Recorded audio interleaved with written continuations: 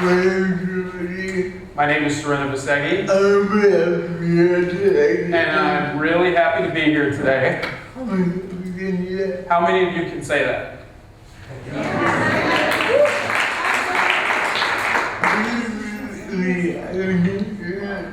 Really? All your names are Sourena Vasseghi? Yeah, if we were at the TED event in Tehran, maybe. You know. I have cerebral palsy. By the way, why is it so hard to say? Especially for a guy with a speech impediment. Why couldn't they just call it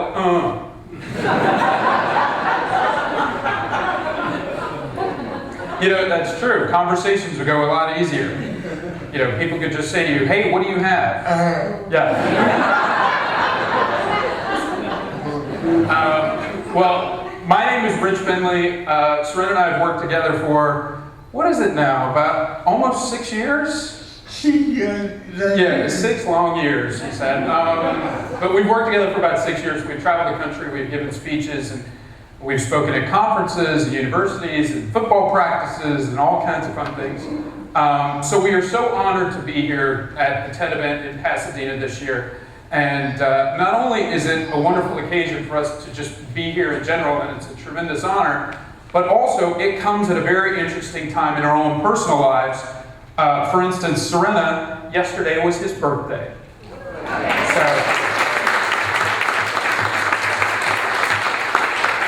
So, and actually, we've been in such a hurry to do this thing, we didn't travel together. What did you do last night to celebrate, Sourena? I can't remember. You can't remember? Yeah, okay. See, this isn't really cerebral palsy. This is just a good night, basically. This event also comes at a really interesting time for me personally, because just this week is the official anniversary of my losing 115 pounds. Wow. So, she moved out.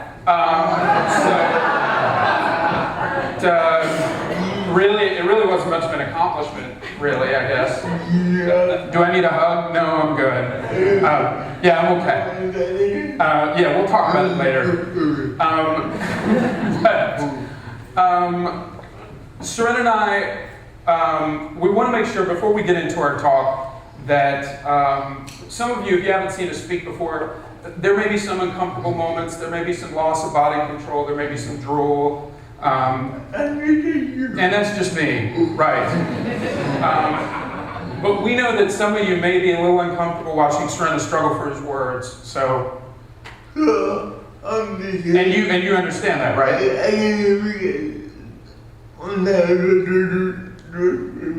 He said, yeah, and I get that because one time I saw George W. Bush speak.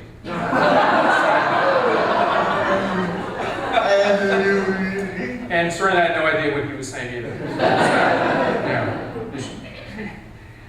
I bet y'all kind of miss me now. How's your 201k?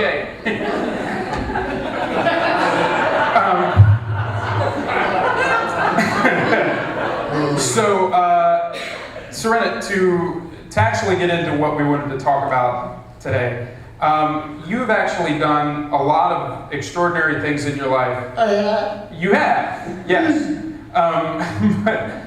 For instance, for those of you who don't know, Sourena went to the University of Southern California. He got his marketing degree there. He lived on campus among all the other students. He started his own speaking business, of which we've been doing for over 6 years. 6 long years, yes. We all understand that. How difficult it is. You know, when Sourena and I first started working together, I'm originally from West Virginia, and Sourena said that just as difficult as it was for me to understand him, it was very difficult for him to understand my Southern accent when I first started working with him. I lost a little bit of it now, but you've done all these remarkable things. Sourena wrote a book in 2008 that was entitled Love Your Life and It Will Love You Back, and it won a national award for Best Business Book of the Year for 2008. And you've been featured on NBC and ESPN and the LA Business Journal and the LA Times. Oh, stop it. Oh, stop it? No, you don't want me to stop. But I am paid per compliment, so basically I just keep rattling them off. But you've done all these wonderful things and all these extraordinary things in your life, but what you've really strived for, and as I know you, what you really have strived for in your life is the ordinary, and what the rest of us would call normalcy. Yeah. So you want to talk about that a little bit? Yeah,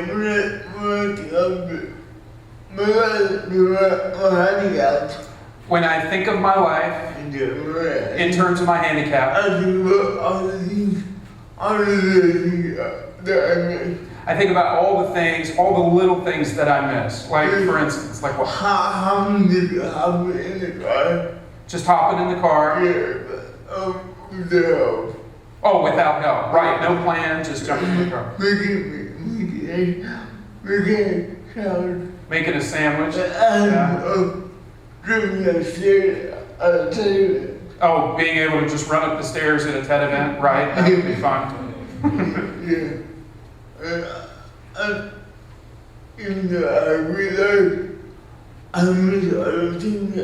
Even though I have a great life, I miss all of these things. Yeah.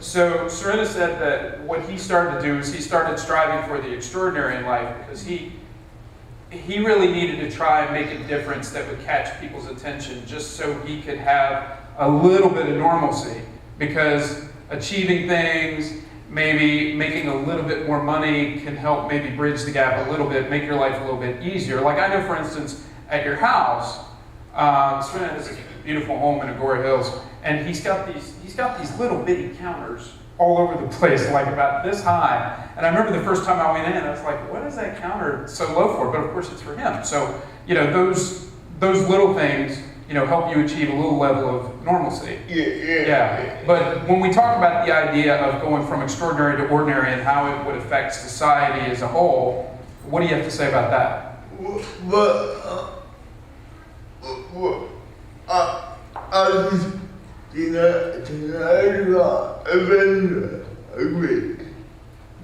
All these advances in technology are great.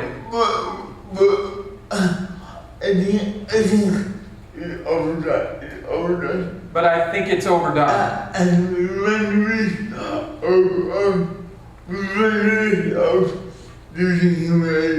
We run the risk of losing our humanity.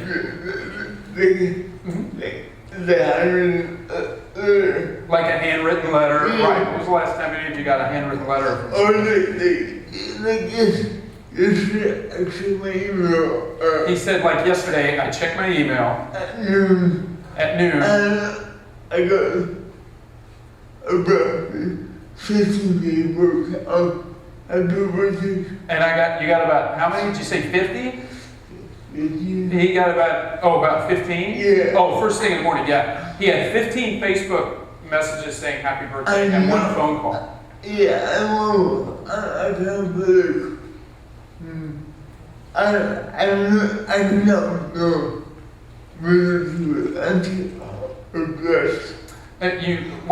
I'm sorry, you said that you didn't know, based on that result, you didn't know whether to feel empty or blessed? Yeah. Okay. Yeah, and then when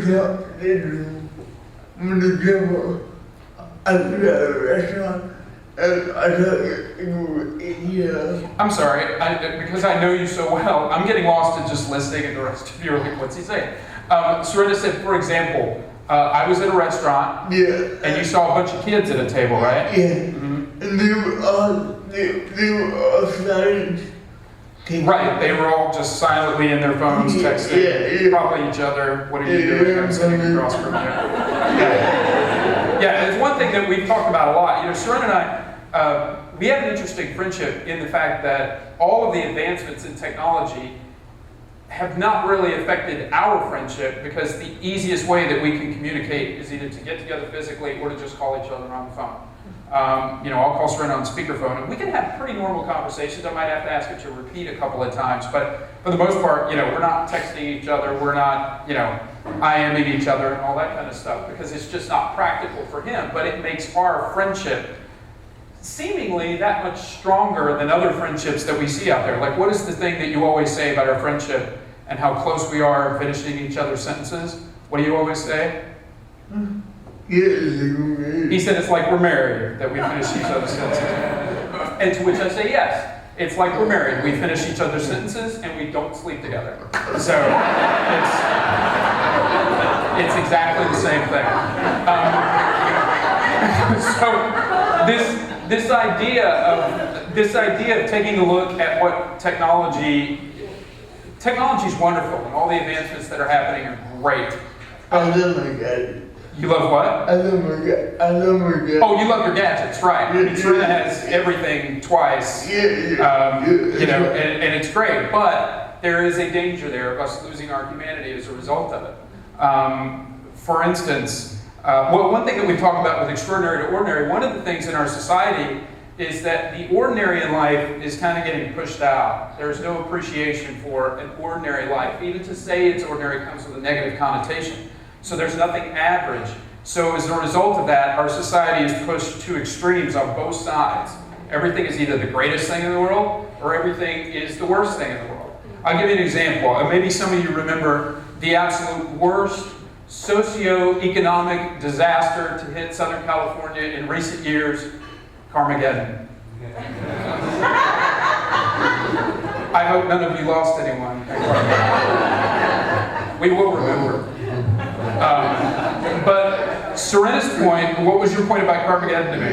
Yeah, like, if the media didn't go that far. Right, if the media had not gone that far with all the fear-mongering and stuff like that. Then it would be, a real thing. Right, it would have actually been a bit of a problem if the media hadn't blown it so far out of proportion to actually catch people's attention. But that's what happens these days, is things have to be so sensationalized just to get our attention, you know, because people just don't listen anymore.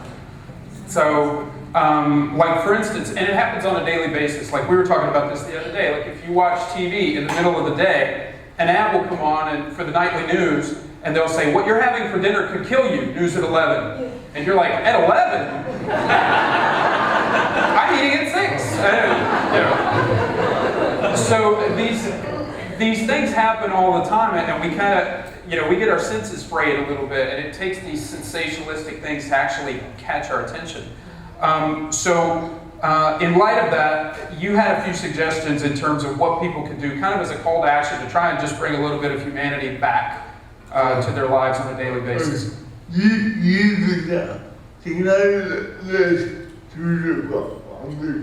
He said use technology less to resolve conflict.